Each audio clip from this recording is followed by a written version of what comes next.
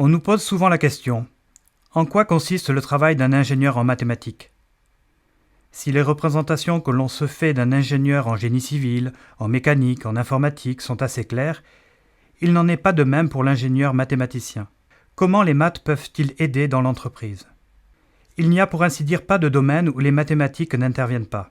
Ainsi, les secteurs d'activité de l'ingénieur mathématicien sont très variés, que ce soit dans l'aéronautique ou le spatial, dans le transport, en finance, en économie, en marketing ou encore dans le secteur de la santé ou de l'environnement. Dans tous ces domaines, on a besoin de modélisation mathématique, de traiter et exploiter les données pour extraire de l'information pertinente ou aider à prendre les décisions, éventuellement de manière automatique comme en intelligence artificielle.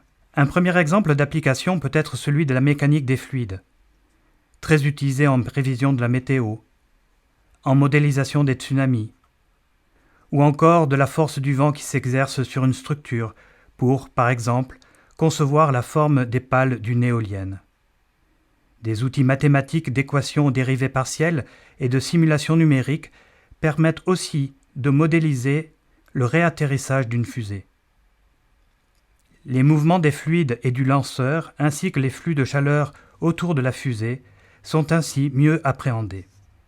Des approches similaires d'équations mathématiques et de simulation numérique permettent de modéliser le déplacement de nuages de pollution en fonction de la force et de la direction du vent. Mais souvent, les codes sont très gourmands en temps de calcul. Des modèles statistiques permettent alors d'approcher avec précision la concentration de polluants sur la base d'un nombre réduit de simulations, souvent bien plus rapides. La modélisation statistique et la science des données sont également de plus en plus utilisées par les entreprises de tous secteurs. En marketing, les grands fournisseurs de séries vidéo ou de musique en ligne savent exploiter les données massives dont ils disposent. Les usages et avis de leurs très nombreux clients leur permettent de nous conseiller le prochain divertissement qui devrait très probablement nous plaire. C'est une des raisons de l'essor des méthodes de machine learning. Ces méthodes d'apprentissage automatique peuvent également être utilisées en identification rétinienne.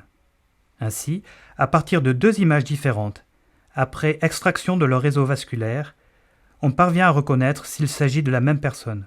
Ces outils statistiques récemment développés permettent également de pouvoir détecter au plus vite et à faible coût l'apparition de symptômes du diabète.